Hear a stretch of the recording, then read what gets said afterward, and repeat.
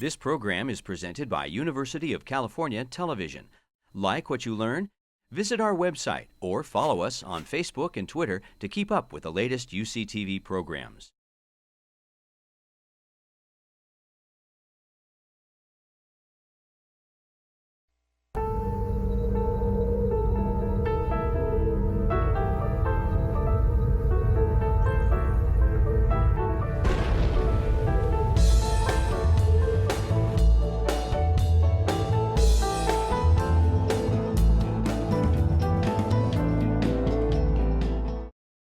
Good morning.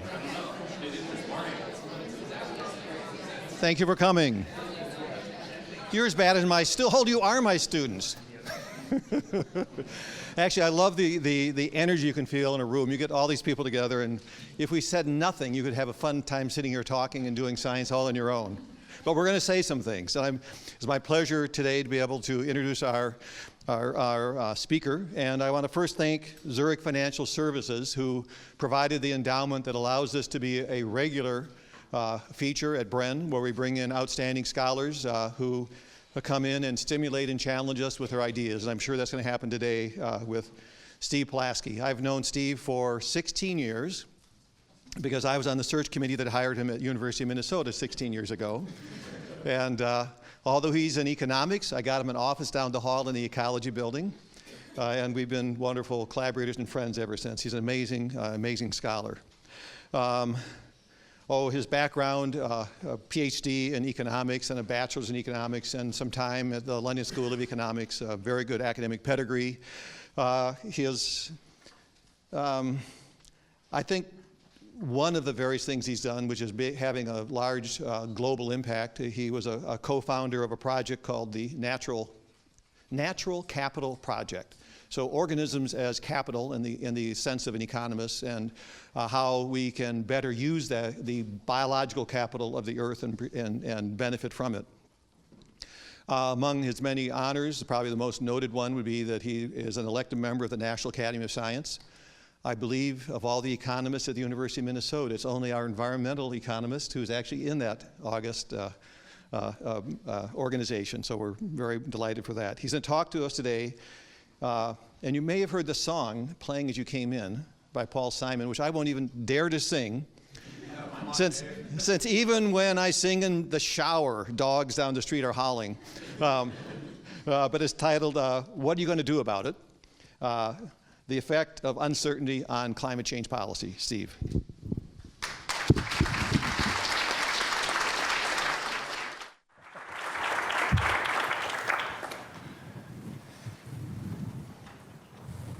So thanks very much for inviting me and for being here this morning.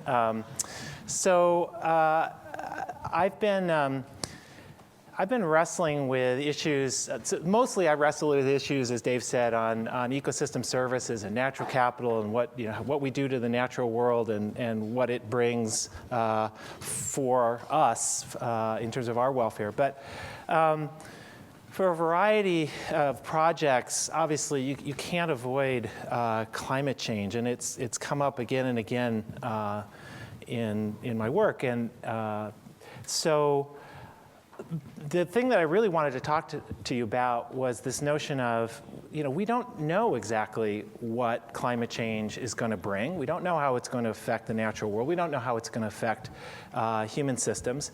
But that doesn't stop us from trying to take actions to either reduce the severity of climate change or to adapt to climate change. So what are you going to do about it actually is at two levels.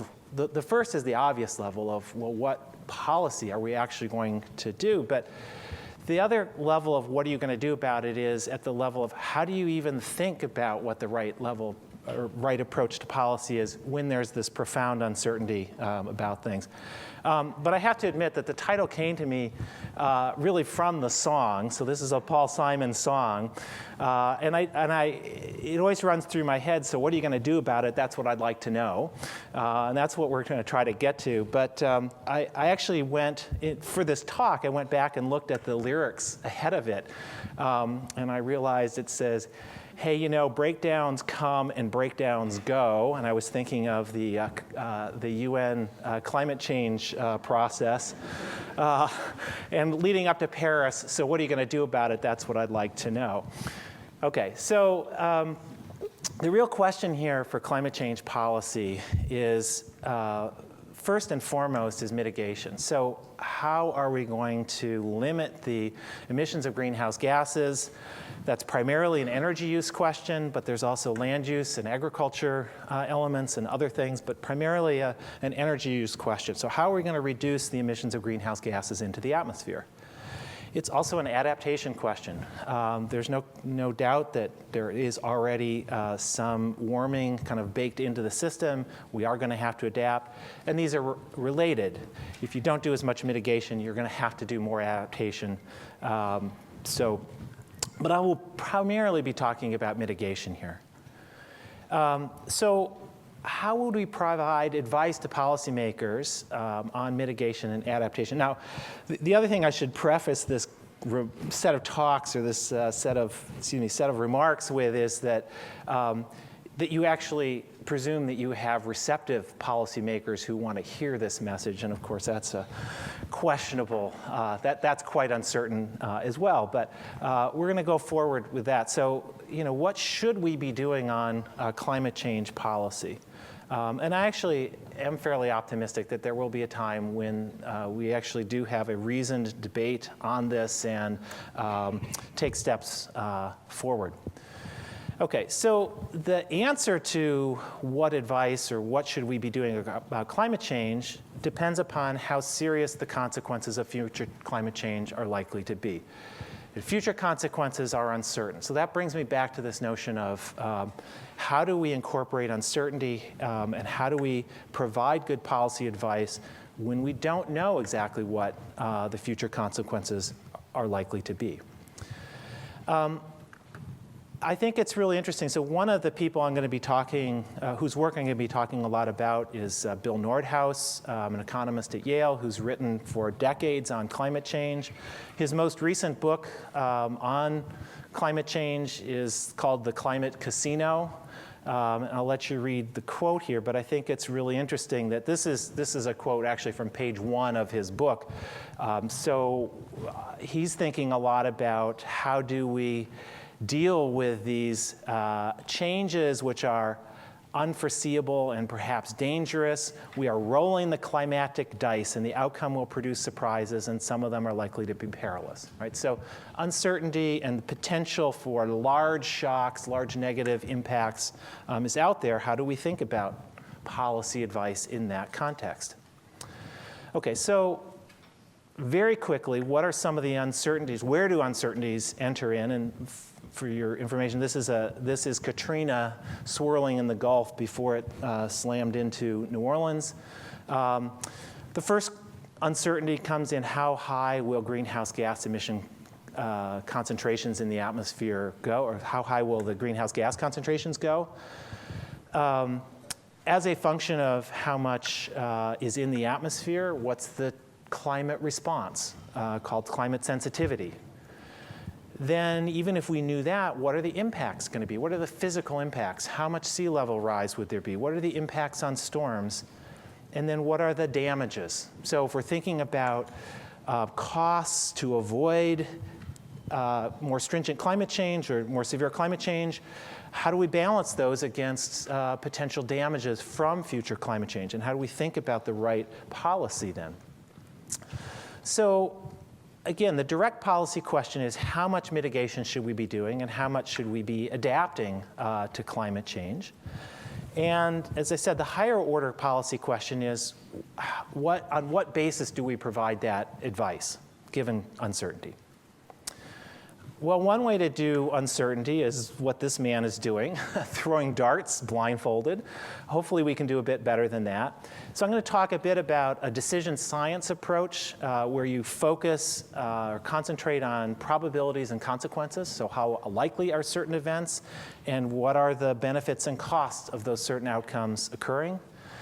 And then there's another approach, a threshold approach, where basically you think about what is dangerous climate change, set a threshold, and take actions to make sure that you don't go over those thresholds. So I'll talk about both of those approaches, and in the end, come back and try to summarize how I think about them. And these just to put a human face, I talked about Nordhaus at the beginning, but to put a human face on both of these approaches. So within the economics community, providing advice to policymakers on climate change, you have Nicholas Stern from Great Britain, who's very much, I'd argue, an advocate for setting boundaries or safe limits, kind of the threshold approach. And Bill Nordhaus, who I've already mentioned, who takes a much more decision science approach. Let's work on an integrated climate and economics model and think about balancing the benefits and the costs through our actions. Okay, so just to provide kind of a roadmap, I'm going to talk about the major sources of uncertainty. Go back, I just mentioned them earlier. Talk about this framework, so the threshold approach versus the decision science approach, and then come back and really bring this back to the question of providing climate change policy advice. Okay, so major sources of uncertainty, and there certainly are large ones. So this is from the latest IPCC report on climate, on projections.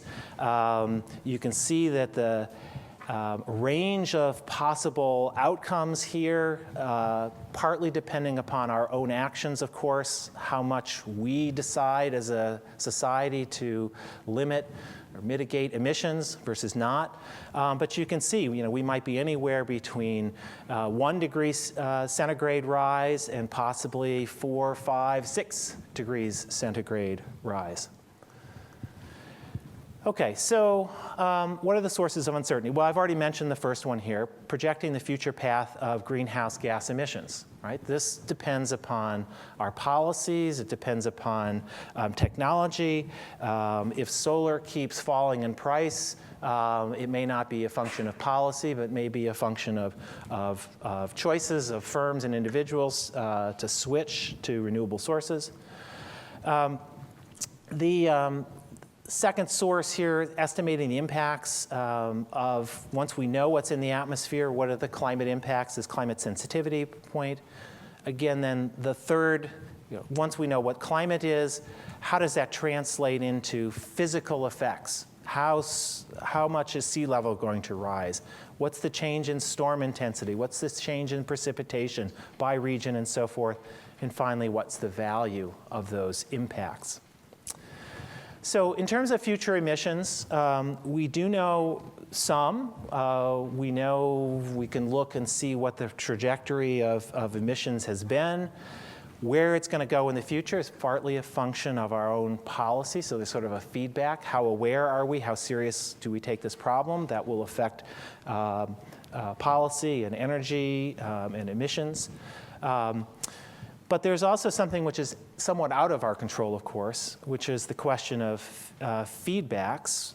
So suppose that we don't take much action and we warm the world, and particularly we warm much of the northern parts, which are right now frozen with permafrost. So those permafrost that starts to melt, leads to a lot of methane emissions. Methane emissions lead to more warming, which leads to further melting and so forth. So there are these feedback effects even in just thinking about what the future emissions are going to be.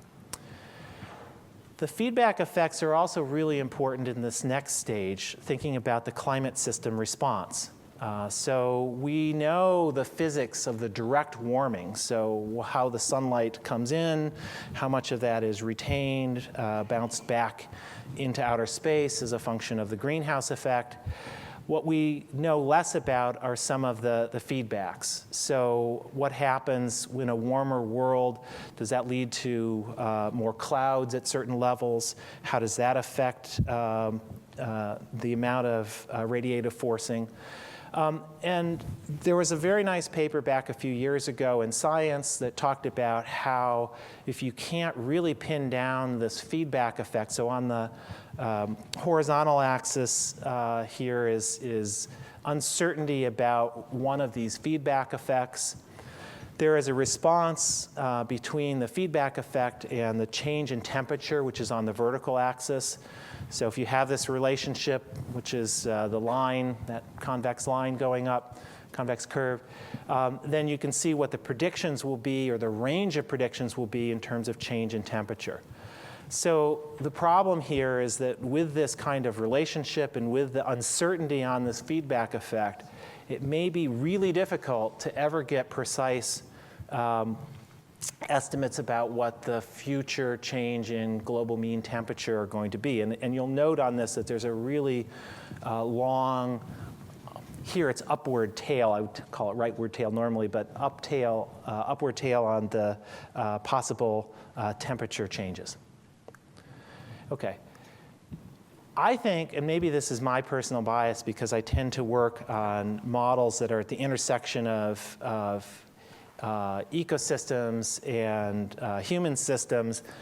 But even if you know the global mean temperature, what you really need to do to translate this back to the impacts to people, we need to translate this into what effects are happening regionally.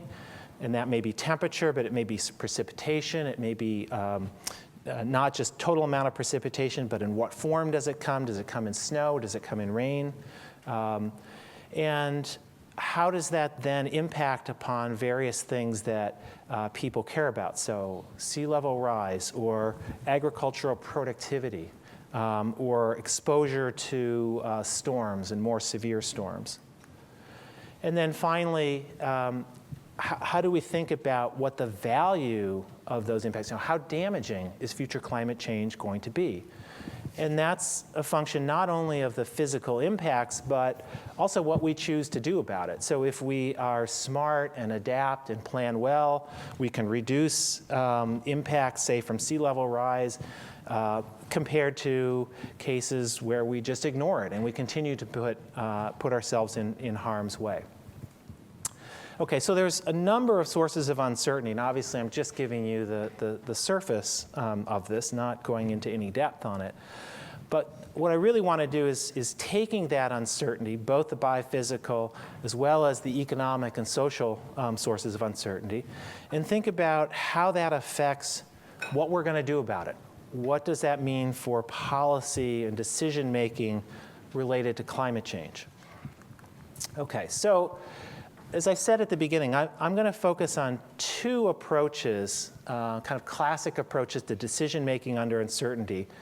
One is what's called decision science approach, where you really focus on setting an objective and thinking about probabilities and consequences.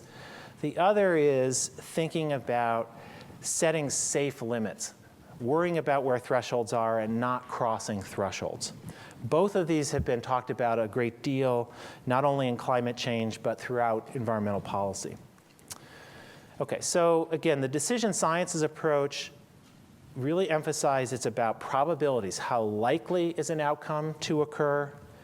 And consequence, what are the net benefits and costs of a particular outcome? So, how likely is it that temperature would rise to 6 degrees change C from where we are now? And if it does rise to that high, how large are the damages? So probabilities, consequences. Okay, so I'm just going to walk through this approach. Some of you this will be very familiar with, others maybe less so. One nice thing about the decision science approach is it forces you to be very clear about what your objective is. What are the net benefits, or what are you trying to accomplish? So I've written down, so the bullet points in the high level are going to be kind of the general thing about decision science approach. The things underneath it with the dashes are the example that I'm going to use in relating this to climate change. So one possible approach to setting the objective is to minimize the expected mitigation costs and expected damages from climate change. Okay, so I'll call that sort of a classic maximization problem, maximizing net benefits, or here called minimizing the costs associated with climate change. But you can do other things. I mean, one approach here is a maxi-min approach. Let's try to avoid the worst possible outcome. So let's choose the actions that are going to give us the highest worst outcome, if you will, right? So maxi-min. Okay. So once you specify the objective, you also need to know what policy levers you have. So what actions can you take? In the simple example I'm going to give you in a moment, I'll think about 3 potential ways forward. So one, no mitigation, kind of a moderate mitigation approach, and a stringent mitigation approach. Okay. Again, probabilities, consequences. So we need to define uncertainty or the probability of various states occurring or various outcomes occurring. And so in the example I'll talk about, suppose that we really do have high climate sensitivity or medium or low climate sensitivity.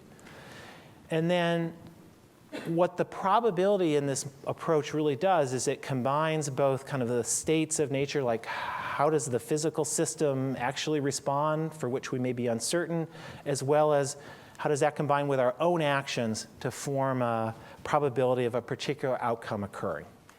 Okay? And then the last part, so probabilities, consequences, we need to know what the net benefits of different outcomes are. So what are the costs associated with various levels of climate change damage or with mitigation cost? And then let's choose the action which goes back to our objective and does the best given what our objective is. Okay, so let me give you a specific example instead of talking in abstract generalities. So let's think about, again, there's 3 actions that you could advise a government to take. You could have stringent control, really ratchet down on climate change emissions, so reduce energy use or switch to renewables, be very aggressive about this. There's a moderate control of emissions, and then there's no action. Just let things go, okay? And then suppose that there are 3, quote, states of nature, 3 physical states of the world. So one is, suppose that the skeptics are right, that the climate change is not a problem, okay? So that's the, quote, zero damage column. There's a low climate sensitivity column, so I've called that the low damage one, and then there's a high damage one. And you'll note the numbers here are made up, but there's a logic here, which is that the high damage, if you don't do anything, you get really high losses, right? So, but on the other hand, if climate change isn't really a problem, then doing stringent control is quite costly, doing moderate control is not that costly, and doing no control has no cost at all, okay?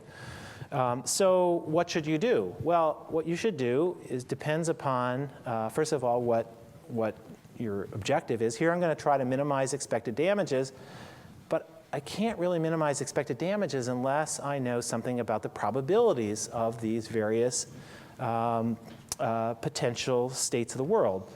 So I don't put much stock in the climate denialists, so I put a 0% on the zero damage column. And let's just put 50%, 50%. And it's not hard then to do the calculation. You just take the average between that second and third column, and you can figure out that the way to minimize cost under this example would be to do the moderate control, right? That gives you the least damage or the least cost, which is both damage and mitigation expenses, okay? Okay, so that's just a very straightforward way of thinking about how to proceed with climate change policy.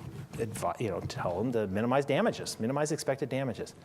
Now, there's critics of this approach, and one criticism of this approach is, again, if you don't know very much about the system, and you don't really know what these probabilities are, unfortunately, in most systems, the answer that you give is sensitive to these probabilities. So let's just change the probabilities from 50-50 to 30-70.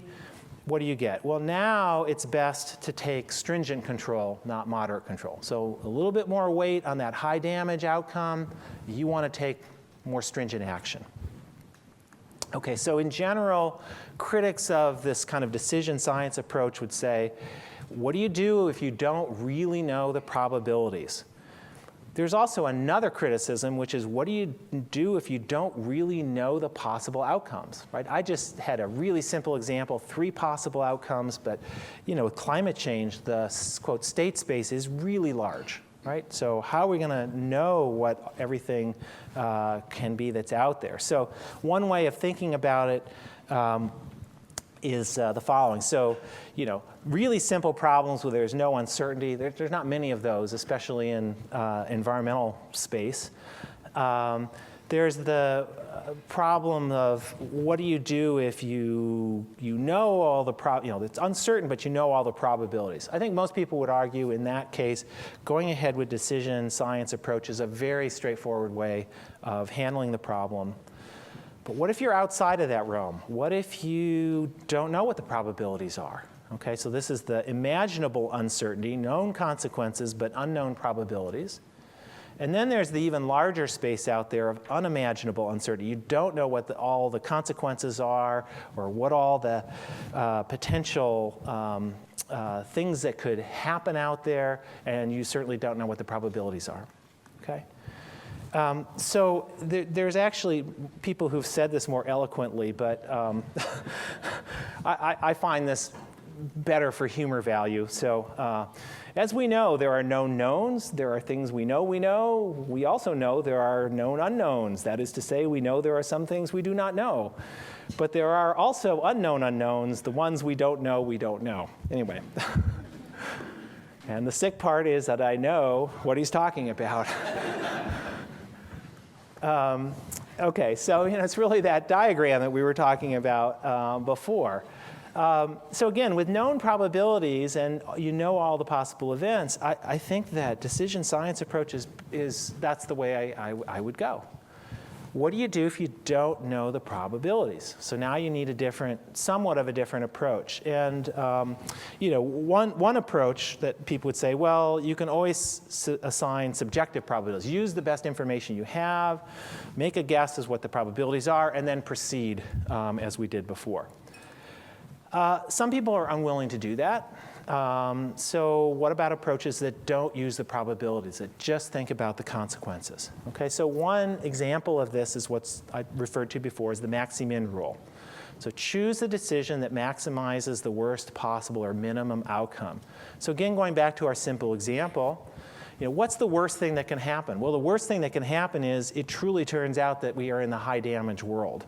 And in that kind of world, the worst, if I have stringent control, then I get a score or payoff of -11, and you can see the other ones. So under a maxi-min approach, here the recommendation would be a stringent control. Okay? So that's what you can do, if you don't want to assign probabilities. There are other approaches that people have suggested, maxi-min regret and other kinds of things. But I want to spend just a second about what do you do with these quote unknown unknowns. You don't even know what's going to happen, right? There are sort of true surprises out there. And unfortunately, there's not a great answer here. It's like if you don't really know very much, then you're not really going to be very good at providing advice.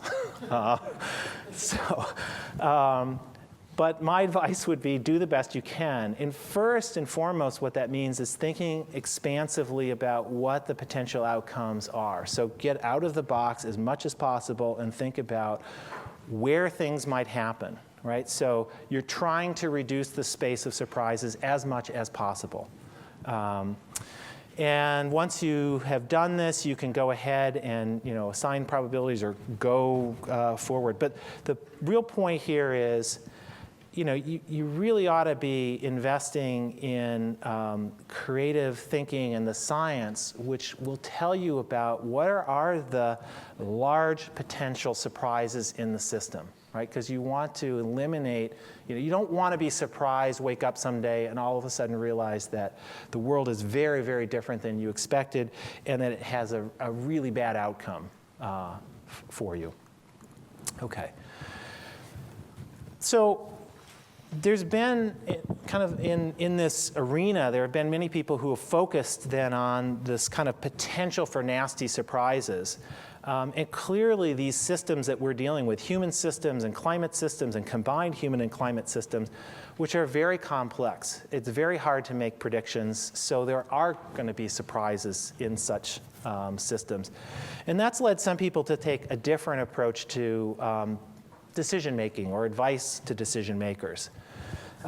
So this threshold approach, and some of you probably familiar with the Rockstrom et al. Paper in Nature, where they basically were trying to set a safe, sort of safe limits or safe operating space for humanity in a number of different dimensions, one of which is climate change.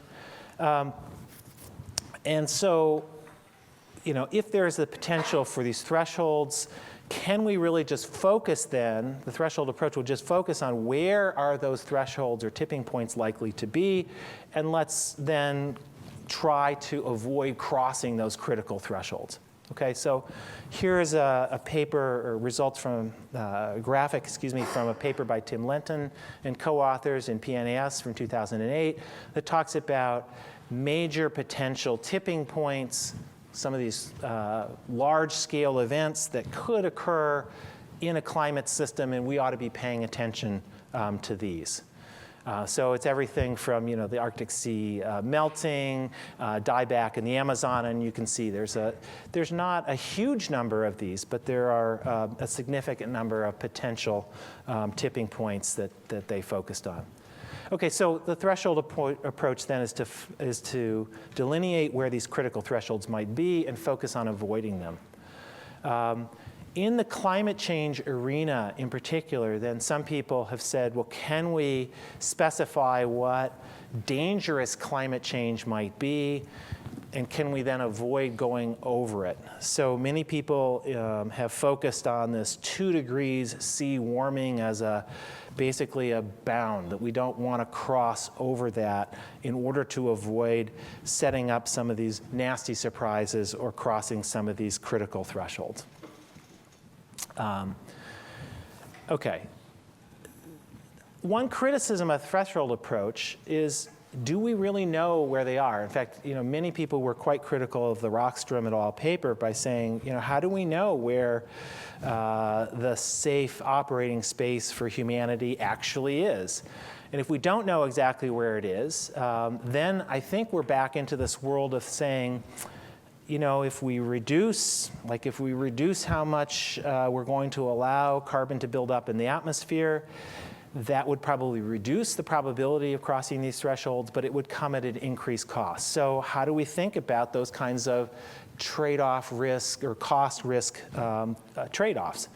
And that really puts us back into the decision science realm.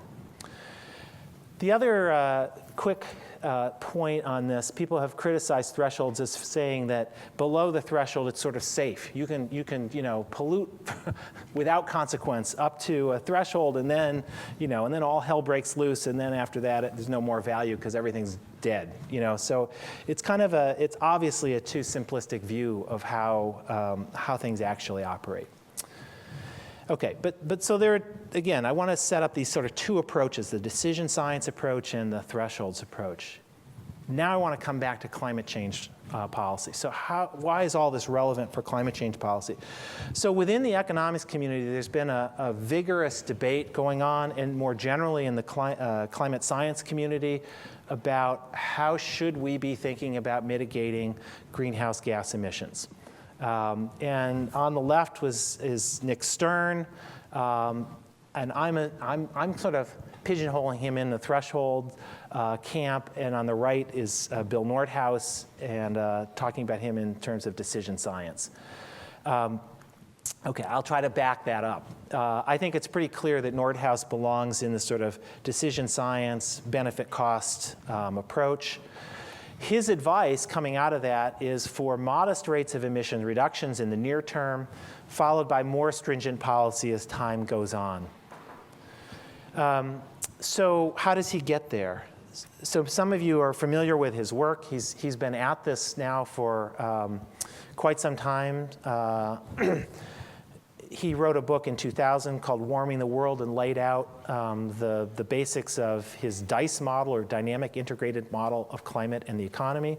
And basically, as it says, what this is it's a fairly simple economic model, which is dynamic. It follows the evolution of the economy through time. So you think about savings and investment, and how does that lead to changes in capital stock, and how does that lead to changes in income and output through time.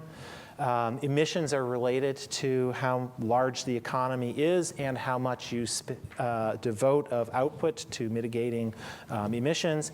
And then the emissions go up into to the atmosphere. You have both an atmosphere and coupled ocean systems model. It's a very simple climate model. But then climate change comes back to affect the economy by reducing economic output. Okay, so that's a very quick thumbnail sketch of the DICE model.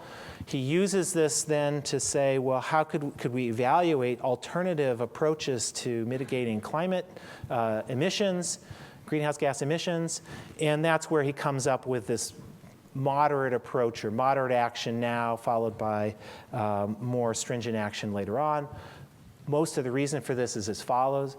Technological change will lower costs of taking mitigation in the future, as well as the fact that, the first bullet point is that, if you force anybody to do something really rapidly, it's going to be very costly. And a number of studies have found that, the costs of reducing emissions fall with the longer you allow people the planning period or adjustment period to doing it. So, and the last one, basically, and I'm not going to talk about this, people have thought about how we should think about discounting and intergenerational equity questions, but essentially in the Nordhaus model, they're going to be rich in the future, so let them deal with it. Okay, so it's interesting to note, though, that this approach would not limit emissions to 550 parts per million. We'd be going somewhere north of that. Okay, but again, Nordhaus balancing costs and benefits and using this integrated climate and economy model in order to come up with predictions about how the system would respond under alternatives. Okay, on the other hand, Stern, Nick Stern basically said, you know what?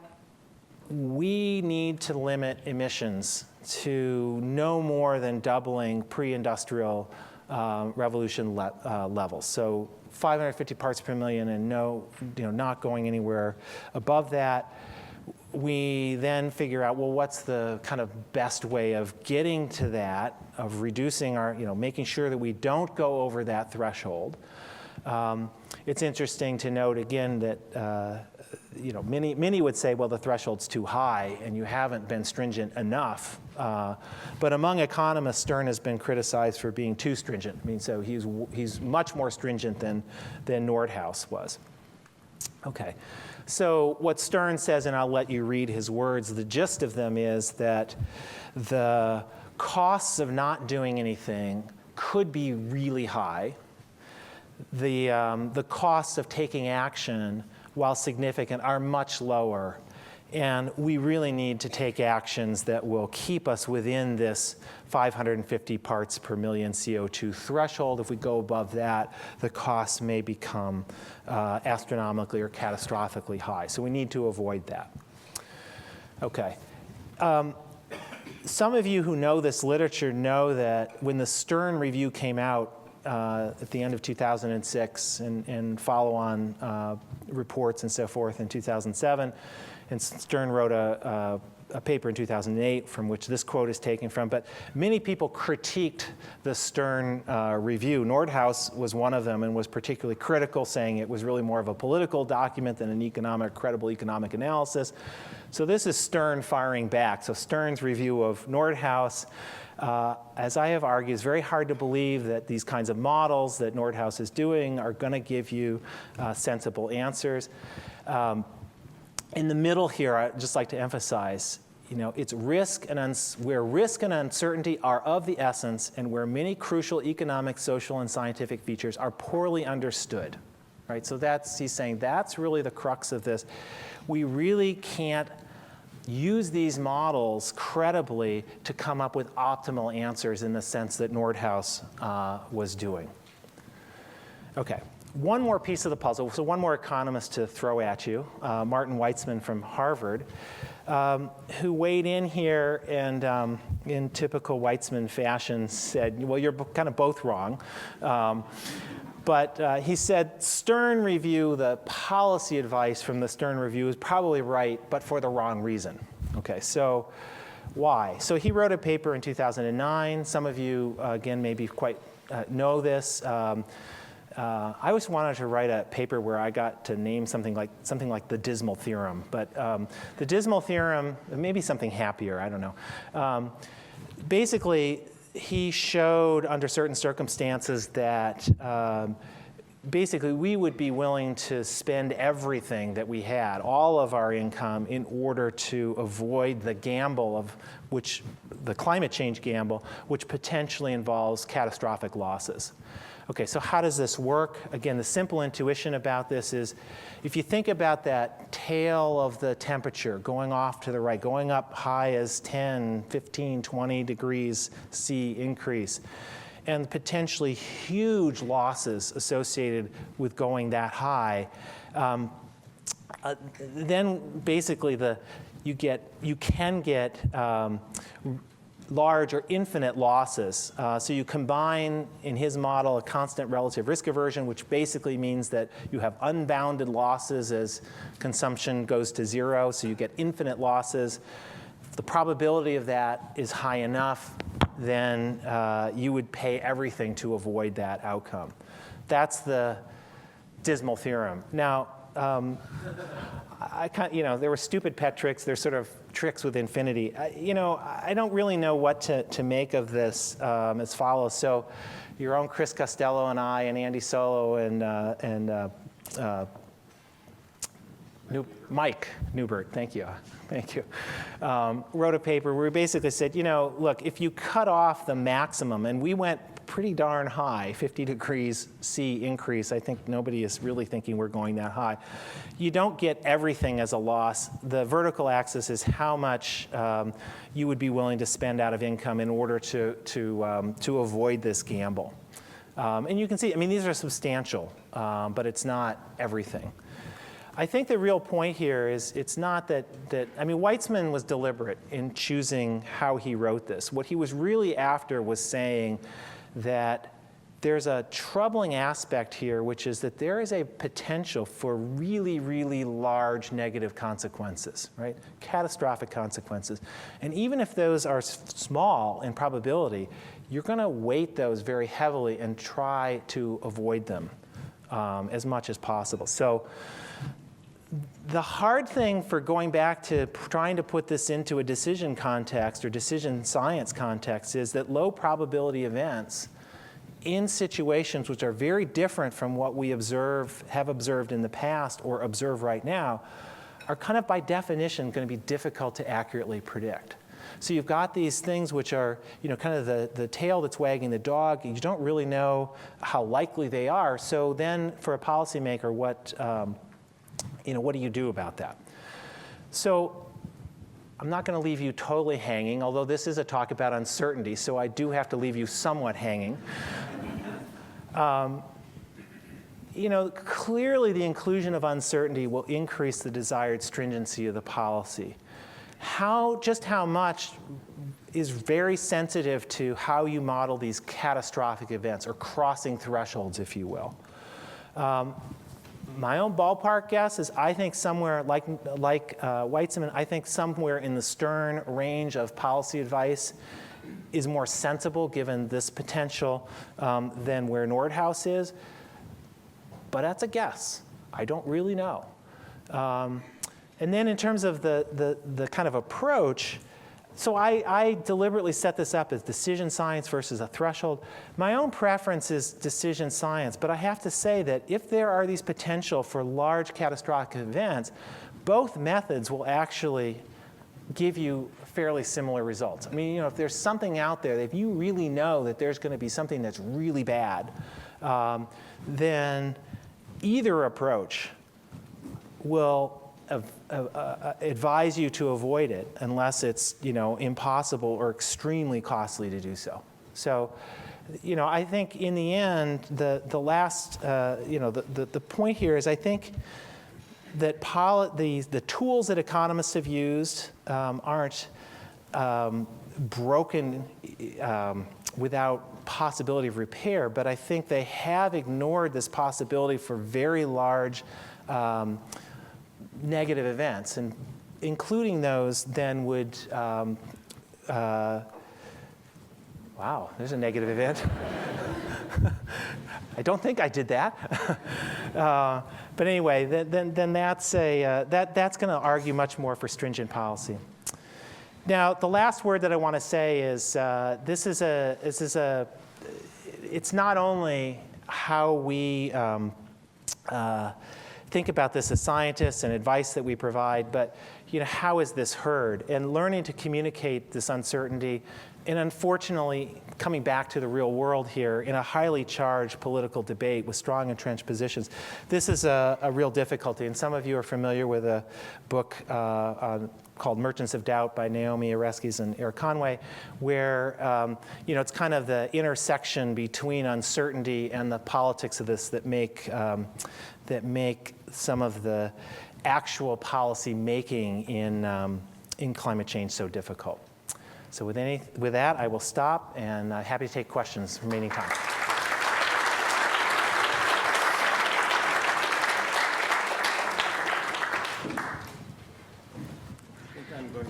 You're going to moderate? I'm going to moderate. You can choose any random hand, especially as Matt's. What's that? Okay, Matt. So I'm wondering, have any of these Matt, please use a microphone.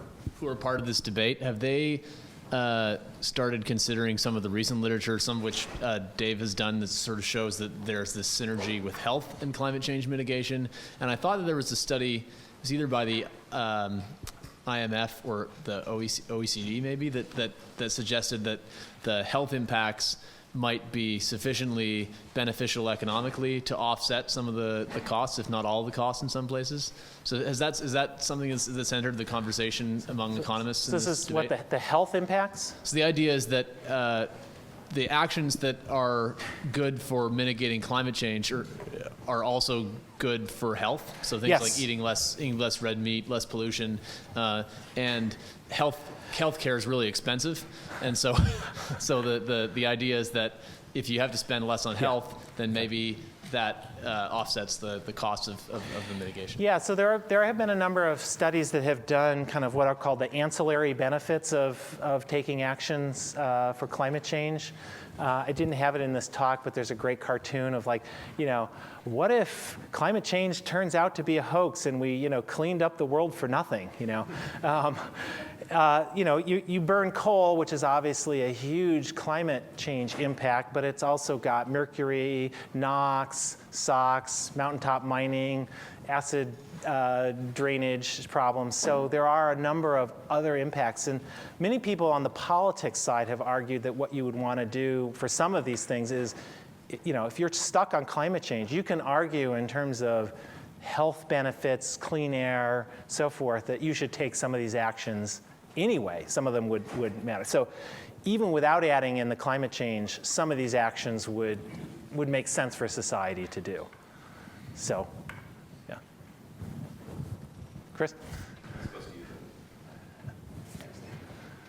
Steve, thanks for a great talk. Is this on? Anyway, thanks for a great talk, Steve. I have a question about, you didn't talk much about adaptation, but I have a question about this, because I think your talk raised another dilemma about whether we should be mitigating or waiting and adapting, and I'm just wondering about what you think about the following. So if we're uncertain about if there will be effects, where there will be effects, what the effects will be, but eventually they will unfold, Right. then in a sense, if you wait, then you can adapt in exactly the right way. You can really hit it hard over here, but not over there, because that's where the effects were. Is that a logical argument, and does that sort of deflate the whole idea of mitigation? Okay, so it doesn't deflate it, but it certainly, it doesn't say you don't want to do anything, but there is an argument for, if you're going to figure out whether something's serious or not, so if it turns out not to be serious, you would have rather not done something. So that there's one argument there. So if you realize the uncertainty. But that particular argument can work both ways, right? Because now you put up the carbon into the atmosphere, it's going to be really hard to get it back if you wanted to undo it. But there is an argument, and Charlie Kolstad wrote about this, where there is a reason, if you're going to learn, and especially if adaptation is going to turn out to be cheaper or easier, you'll push it. I actually think Nordhaus has a lot of, he doesn't particularly have that specific argument in it, but there is this sort of feel like they are going to be wealthier. The marginal utility of income to them is less, so we will let them deal with it more. In a sense, we'll let them adapt to it rather than us mitigate. But no, it's a good point. There are a lot of subtleties here. And in the environmental community, many people don't want to talk about adaptation because of the dampening effect it would have on mitigation. Yeah, so it's a good point. Yeah. So you were talking a bit about Weitzman and also your paper together with Chris, and it's been a while since I read that, but so the substantive point that I've taken from Weitzman is it's not just the distribution of temperatures, it's the damages at each point along that distribution. And he might have framed his argument in terms of learning about climate sensitivity and what, so I see you put a threshold of 50. And you've spoken about multiple uncertainties, and do you think that the important thing is not so much constraining what the distribution of temperatures, but that second layer of uncertainty is the damages at each point? Do you think that's a fair interpretation of what he's putting forward? No, I think it's a really good point. Again, remember, it's really what you really care about is not just the temperature, but you care about the damages. So, if you had catastrophic damages that were going off to minus infinity at 20 degrees C, which is not unreasonable, then his argument, even if we cap it at 50, well, you still might get infinite losses below that. So you're exactly right. The real point which he was trying to raise, now I could criticize him, and I guess we did, for being kind of grabbing attention, but the real point is right, which is you have to pay attention to these potentially large events.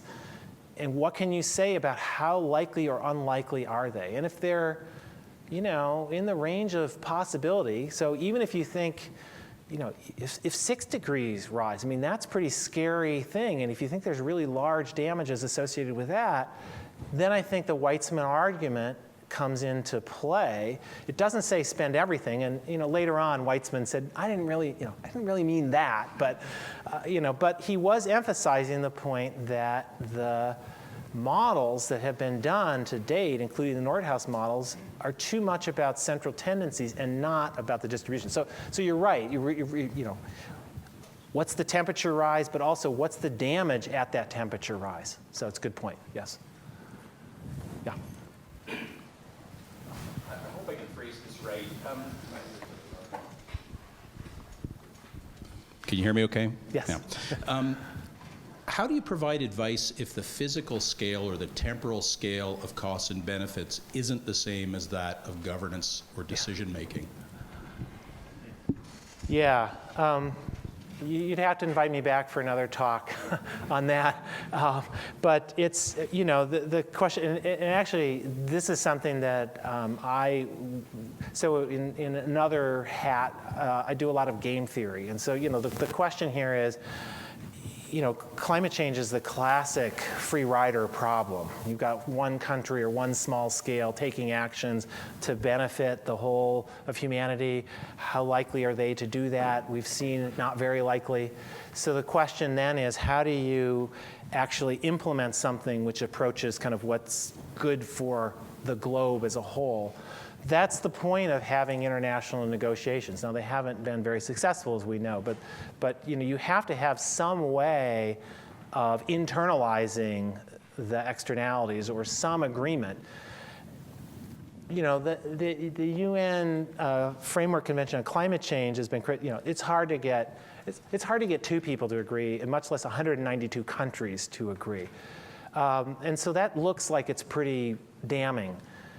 On the other hand, we've done some work on others. If you really focus on the key players, and who are the key players? It's the US, it's China. Right there, you've got 45% of global emissions.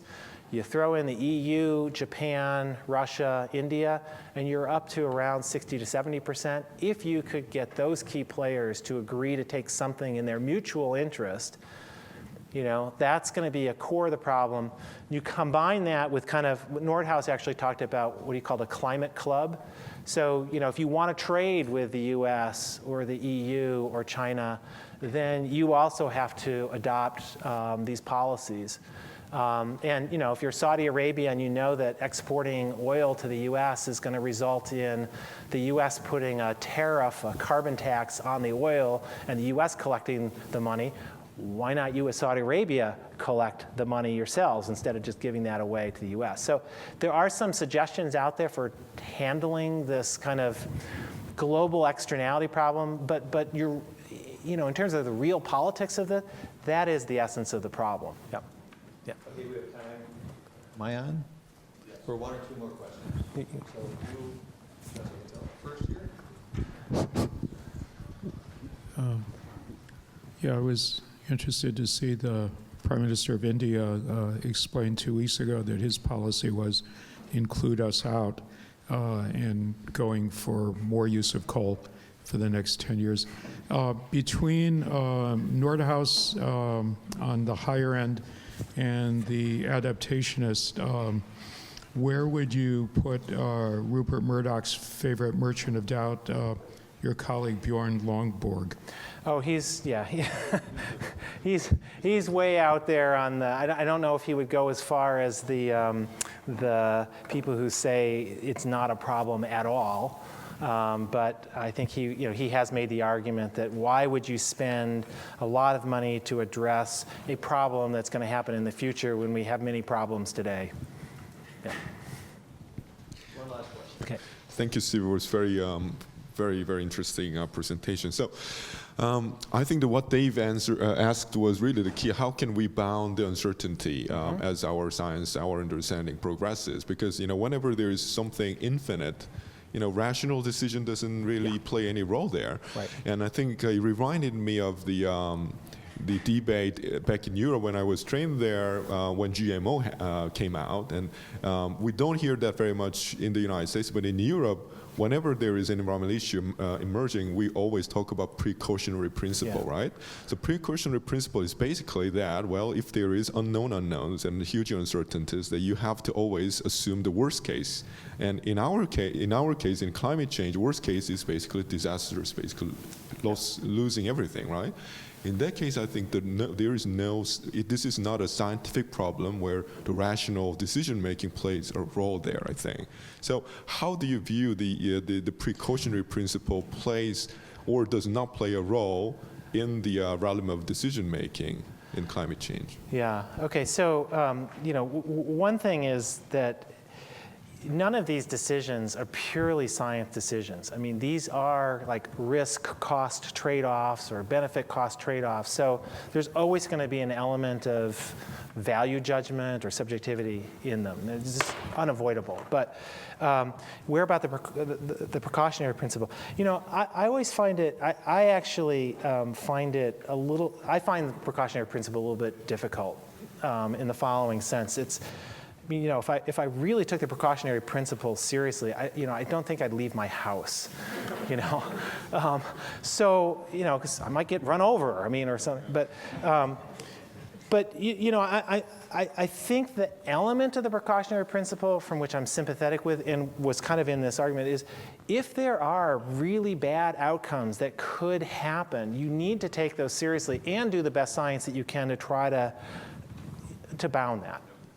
And then it's once you've done your sort of due diligence about what are the potential really nasty surprises out there, then I think it's a more reasoned debate about, okay, what are the likely risks? How do we weigh those relative to costs?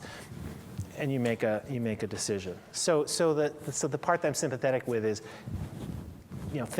doing the good science in the first place to really try to remove that element of surprise as much as possible. Thank you, Steve. Thank you all.